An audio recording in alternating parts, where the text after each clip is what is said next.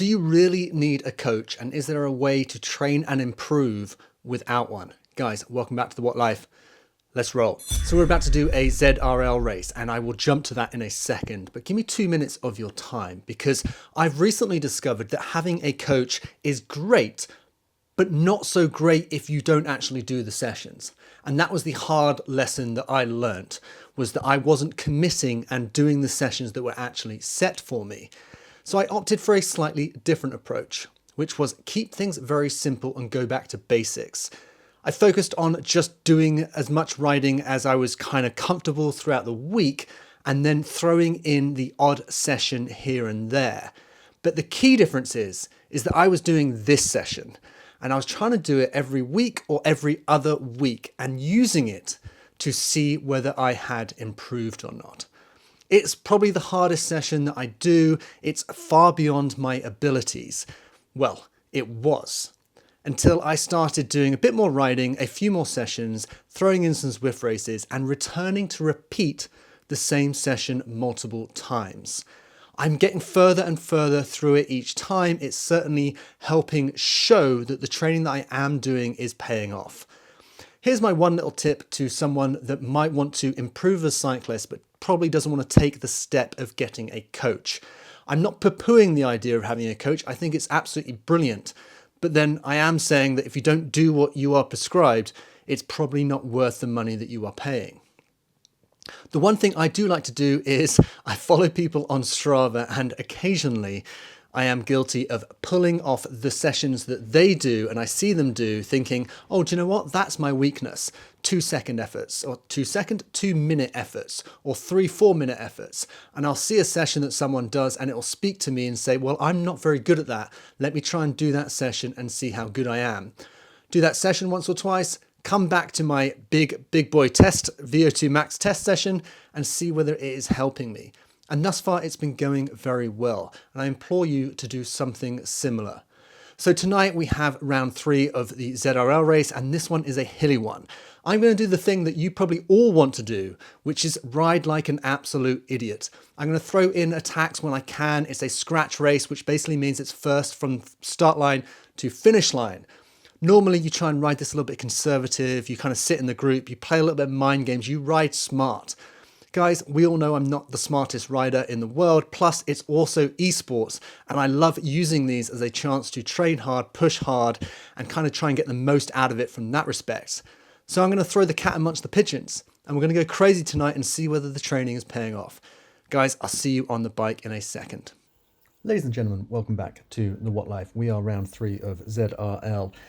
Guys, we are basically discussing coaching, whether you need a coach, what you can do if you don't have a coach. And, let's caveat this with, guys, if you've got a coach, make the most of it. It's obviously a good place to be. Not everyone can afford it. Not everyone wants to put their money into it. Are there other ways of doing it? Anyway, tonight's race, ZRL round 3, scratch race. Start to finish, first person over the line wins. We have 60, 70 people in our ZRL league. Let's roll with 30k tonight. And fundamentally, there's 280 meters of climbing. It's a scratch race with a few hills. And as I said earlier, I'm going to be more than happy to throw the cat amongst the pigeons. In my case, it's not so much a cat, more of a small field mouse amongst the pigeons, but we're still going to give it a crack. Do things that just kind of change the race and kind of be a bit more aggressive about it. Obviously, as you will well see, this comes back to bite me in the arse. But I'll also start by saying, guys, new power numbers, new 90-day PRs, kind of the numbers are heading up, and they're also heading up during a 46, I think it's like 44, 46, whatever it takes us. However long it takes us to do this race, that's when I'm doing my better power numbers. Whereas previously, those good power numbers are coming from short events, like shorter events, short workouts, FTP tests, things like that. Things that are like predetermined to provide you good power numbers because you're kind of going out there just punching it out for 15 minutes. Whereas I'm now doing this during 44 minutes. So I'm incredibly happy with it. I do relate this back to that one workout that I have, and I'll dial you in on that now, which is fundamentally, it's three sprints. The whole workout is seated, or it's meant to be seated.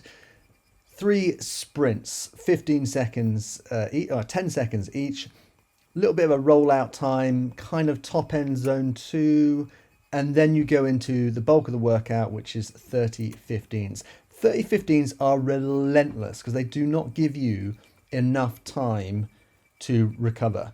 And as a consequence of that, like I refer to it as, death by 1,000 cuts. First one, you're like, oh yeah, sweet, that's easy. But then by the end of it, you're like, oh my God, I haven't made it through doing 15 sets yet, which is what is in the big boy workout. I get through maybe 7, 8, and then I kind of skip one, which gives me a little bit more rest, that kind of stuff. That's the way I'm making my way through that one particular workout that for me is ultimately designed to fail. And I know a lot of people might think, well, why would you do a workout that's designed to fail? But before I get into that, this is the first little roller of the ride that we're going to be doing. First roller of the scratch race. And my plan was to basically try and break up the group, be part of the crew that lets the race break up. The plan is 60 riders, couple of rolling hills, make sure that you're in the front end of the group, make sure you don't get dropped by the front, but also be the front, be the guys that do the dropping, be the guys that kind of push the pace a little bit. And so ultimately I spent a lot of time talking in this race, and I know that some people don't love it, some people kind of don't mind it, and some people do enjoy it. I private message loads of people chatting to them about their race, and I just find it more engaging, kind of, this kind of why I enjoy Zwift racing. I message my team, I message people that aren't in my team that I think are kind of riding well or look like they're doing bits, or even if they're just willing to have a chat, I will throw the messages out. But that first little kicker, whatever that was, like 30 seconds, and bear in mind this entire thing is always running at least 135% of real speed, and we obviously speed up other parts of it. But the messaging and working with other people does play a big role, but ultimately our goal is to take that 60-person group that we've started with and whittle that down to as fewer people as possible whilst maintaining a good group off the front. So I'm throwing stuff in the chat. I'm like, hey guys, look, here comes the first hill, the first proper hill. It's the Zwift KOM. Like, we're going to have to, I was like, let's push this hard and try and break this group up, because it's long enough and steep enough that if you push hard, you can break the group up. But the nice thing about it, or not the nice thing, the horrible thing about it, is the fact that you have to ride off the top of this, because when you get to the top, the incline reduces, but it's still an incline. So if you kind of let up once you get to the top, chase groups will get back on, and you will see exactly what happens as, we're not too far away from diving it off. You can see on the map at the top of the screen that it is quite hilly, it's quite punchy. I probably go a little bit too hard on this, but that's just because, like I said, you've got to stand by your word. If you're going to say you're going to throw the cat amongst the pigeons, the field mouse amongst the pigeons, just go for it. But I felt good. And this week was to take you guys back to square one. This was a bit of a recovery week, bit of a down week. I've done 4 hard weeks of training. And then I've done this week, which was ZRL on Tuesday, a bunch of easy rides, nice easy for the rest of the week. And then I did the crit race that you may or may not have seen on my channel on the weekend, which actually has come out before this video. But the consequence of that crit race and how I felt during that was all a consequence of these 5 weeks that I put into training. 4 hard weeks, like big volume, or big volume relative for me, big power sessions. I tried to cover as much as possible. Then I've come in to do this on the Tuesday. I did the Zwift race on the Saturday. I felt good for this on the Tuesday. I felt great on the Saturday for the crit race. And that's because I had a down week. Volume was lower, intensity was slightly lower, or the frequency at which I was doing intensity, which was this on a Tuesday, race on a Saturday, in between just easy rides, turning the chains. That's basically it. We get to the top of the Zwift KOM climb. I've obviously led the way the whole way up. Not necessarily intentional, but I kind of want to push the group. You can see just about on the mini map, top right hand corner, that we have broken the group up. And the fewer people that we can get in this front group, almost the better. Out of 50, 60 riders, you want 20. You want 20 people who are willing to do the work. I like to throw it into the chat because, hey guys, let's hit this one hard and let's ride off the top. And the reason I like to do that is because it doesn't try and catch anyone out by surprise. These are meant to be team races, but also at the same time, if you throw that out there and you let the group know that you're willing to work, other people might be willing to work as well. Not everyone has the ability to dive in on the Zwift app and chat during a race. You know, their phone could be in other places. They might be using whatever it is to actually Zwift, or however they are doing it. It's not always possible, but I'm presuming most people read the public messages when they pop up on the right hand side of the screen. So for me, I think one of the important things that I'm taking away from this race is the fact that, yes, I raced it like a bit of a fool, but that was in part intentional. Whereas the best thing to do is to sit in the group. I didn't want to do that. I wanted to be one of the guys that would just ride hard and try and change the dynamic of the race. And that's what I managed to do, right up to the point where the 20 people that we got into a front group left me. But that's by the by. Let me circle back round. Let me circle back to the start, right? Which is ultimately this VO2 max big boy coaching. Do you need a coach? Are there ways to train without a coach? Do you have to follow one of the Zwift programs if you don't have a coach? Okay, so this is what I focus on, which is I will see people's, and I talk about this, you see people's Zwift workouts, and they'll be doing like, 2.5 minute VO2 efforts. And then you kind of have a look at that and think, do you know what? 5 times 2.5 minutes. Yeah, that, I haven't done that in a while. I haven't featured something like that in a while. Or maybe it's like a 10-minute tempo, or 2 times 20-minute tempo. Like, you might think to yourself, I haven't done that in ages. I'll try and work that into my week. Then you kind of figure out how many other intense training sessions you're trying to do. And then I kind of basically pinch people's trainings. Obviously, this isn't the best way to train, guys. You kind of want a bit more structure to it. You kind of want to know that this week we're going to work on shorter VO2 max intervals. This week we'll work on tempo intervals. But ultimately, that is what I'm doing. I'm taking the opportunity to look back and be like, I haven't done that for 2 or 3 weeks, something that's in a 3-minute or a 5-minute kind of window. I haven't done that for like 3-4 weeks. I'm going to dive into doing that.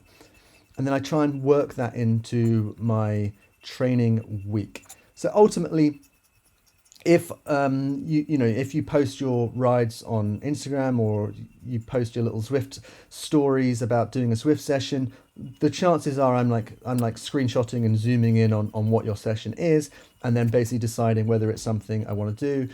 And I do that a lot. And I'm very guilty of just seeing people's sessions, seeing people that are good riders that share their sessions, and thinking, do you know what, I'm going to do that. I'm going to try and work that into my week and get it to fit in somewhere.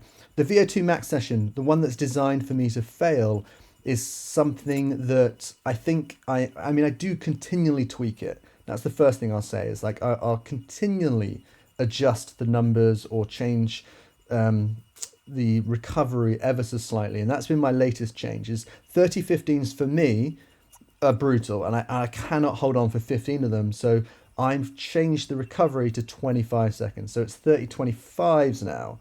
The other option would obviously be to dial back the intensity of the 30s and so that you are going a little bit easier, and then you only get the 15-second recovery. That's your second option. But I'm going to opt for option 1, which is I'm going to try and do 15 reps, but I'm going to make it like 30-20s or 30-25s or 30-22s, something like that. Something that still requires you to get back on the pedals super quickly and just like really limits your recovery, because that repeatability is something that I'm learning is like invaluable. Now here's the big part of our race, which is, we are Cat B. Just to caveat this whole thing, everyone has a steamroller as a power up. I didn't quite realize this, which is it's way more useful and has way more of an impact than I ever thought was possible. Probably because the only other times I've used it is like in races when you're in France, when you're racing on like cobbles and it's flat, and someone will use the power up and it kind of works, kind of helps. But the notice, or I was just so aware when someone was riding with a steamroller because they would just fly forward. And you'll see this in a second, is that a couple of guys behind me use a steamroller and they kind of just disappear off. And I'm like, well, there's no point trying to hold them when I'm not using the power up. So I try and be a little bit strategic about it. Obviously, it just gets to the point where I'm like tired and I'm like, well, I'm going to smash mine. But the impact of the steamroller on an incline with a fast group, I was really surprised by, and it kind of made me kind of suffer. So a few guys throwing in their steamrollers, and as is always the way, is that these races end up being like group mentality. A couple of people use it, then a couple more use it because we all see each other using it. I was trying to save mine for a slightly steeper part of the course, and I think the group is about to break up. The whole point of this climb was we were going to try and make people suffer. Unfortunately, I made myself suffer way too much. But again, as I said, tons of positives about this in terms of power numbers, in terms of setting PRs for 8, 9, 10 minutes, which I'm presuming comes from this climb. As 310 watts for me is 4 watts per kg. So the fact that I'm doing like 350 at the moment, with 4.2, 4.3, 4.4 watts per kg. So this is tough going, hard going, like a good kick that I'm trying to hold. I don't get to hold it the whole way. A couple of guys hitting the steamrollers, you can kind of see them moving through when they do. And it was hard to keep up with. And I was trying to time mine. So there we go, in with mine. When the gradient is a little bit steeper, to go with this group of people that have all used their steamrollers and move forward. The impact of it is just like, it's a lot. So timing it was always going to be important. The amount of effort you put in when you time it, as you see, like a little watt kick up to 400 watts. I don't know why I'm pushing this hard.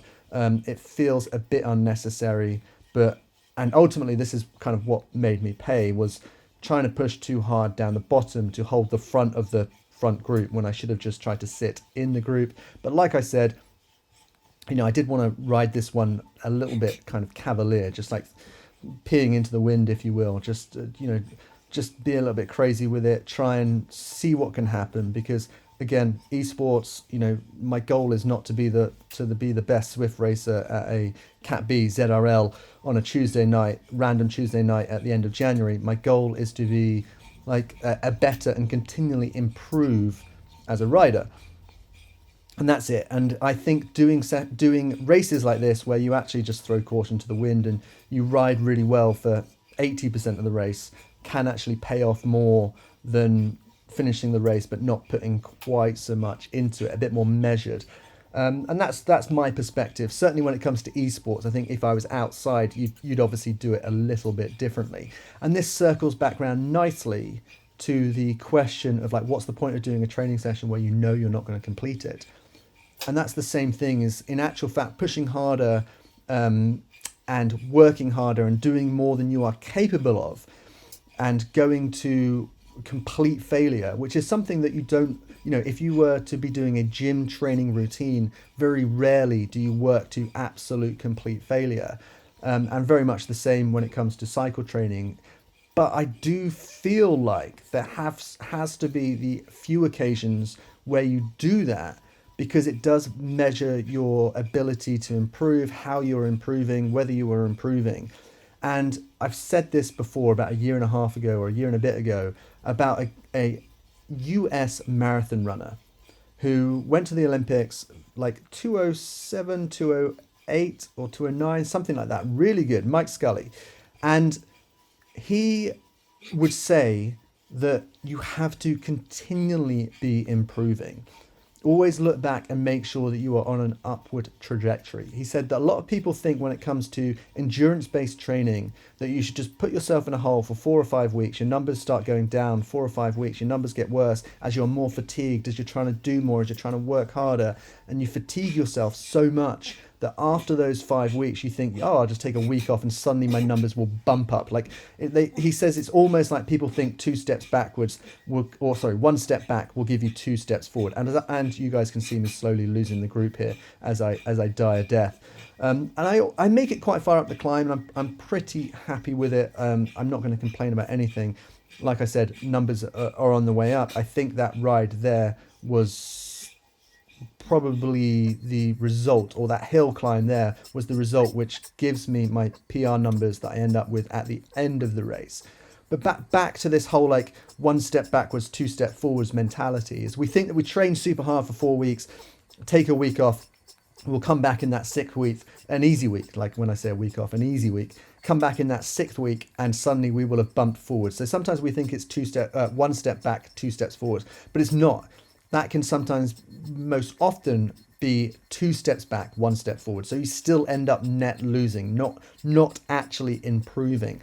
And this is something that I really want to implore into people is when you are training, when you are working hard, make sure that there are little things like continual improvements, whether it's kind of like being able to hold, do a training session that you've done before, which you've completed before and you find easy. That number should be going up in week 5 or 6. If you're holding 300 watts for a 2.5 minute interval and you're doing that 5 times in week 2, you want to be holding 310 watts in week 5. You want to be really aware that you are actually making these improvements, and that is so super important whether you have a coach or not. And the point of having a coach is that he's the guy that's meant to rely on that. He or she is the person that is meant to be the person that pays attention to that. So myself and what is now my teammate, I actually ride for the Bela Syndicate guys. I'm meant to be wearing the white kit. I just forgot to swap into it for the race this week. I messaged him at the top of the climb. I think we're like 19th and 20th. I said, kind of work up. It gave me a chance to relax and to not have to push too hard at the top of the climb. And I thought, well, if I'm going to relax and not push too hard, I'm going to let my teammate sit on my wheel, and I'm going to kind of do what I can to drag him through so that we do not get caught by the group behind. And this is what our race basically turned into for the latter like 20-25% of the race, which is now basically flat as we kind of ultimately time trial our way back over to the finish line. I'm going to be honest, I was suffering here, still hitting the reasonably good wattages on the pulls, but it doesn't last forever, and the fatigue does kick in. And but like I said, my numbers, if my numbers aren't going up, at least the amount of time I can hold it is. So this is a slightly longer race. I think this ends up being 44, 45, 46 minutes. And typically, these are the types of numbers that I've only really seen on like a 26, 28, 29 minute race. So these are the indicators that I look for as someone that now doesn't have a coach. And to be clear, I don't have a coach because it wasn't working well for me. It's just because I couldn't be bothered to do the sessions. So what do I like doing then? Well, I like joining in on the Tour de Zwift. Like, I'm a massive Tour de Zwift fan. Like, the fact that I can sit for an hour and ride a Tour de Zwift and try and do that as a zone 2. I use that as my zone 2 all the time. And I kind of feel like I'm missing out if I have a coach and I'm just doing sessions on Zwift. I like the community side of it. So that's kind of what basically happened, was that my coach would be like, oh, look, here's a session. And I can't do that session whilst doing Tour de Zwift. So I was like, well, I'm just going to do Tour de Zwift instead. And it kind of wasn't really working for me because I just wasn't doing my coach's sessions. There was nothing wrong with the sessions that were being set, other than the fact that I was not completing them. Last thing to point out, guys, I'm still on the Psych Plus trainer. I'm finding it does not have force feedback. On a event like tonight, where it's a lot of time in the sand, as I don't know where the numbers on the screen have gone. A bit of a catastrophe towards the end. Yeah, using the Psych Plus, the 3T, it's working well for me, but no force feedback. Let me dive in and show you a few of the numbers. You can see kind of where I had to kick. You can see the silly kick I did on the Zwift KOM, and then you can see some of my basically PRs that I'm now picking up during these shorter races, and then trying to hold for the long one. So all in all, guys, pretty happy, or very happy, I will say.